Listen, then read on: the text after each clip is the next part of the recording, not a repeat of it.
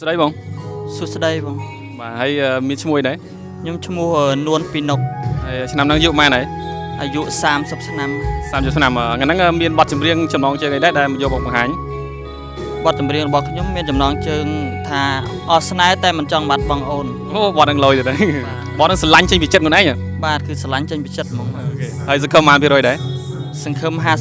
50 អារម្មណ៍មិនទេដែលបានមកដល់ទីនេះ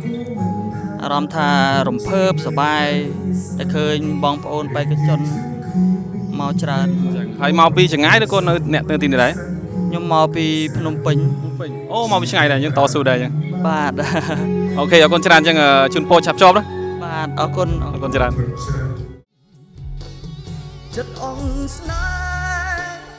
តែមិនចង់បាត់បង់រូបអូនខ្លាចស្រីស្រពោនអត់នៃខ្លឹមសារនឹកធ្លាប់សង្ឃឹមថានឹងបានរួមរស់ជាគ្នាតែដល់ពេល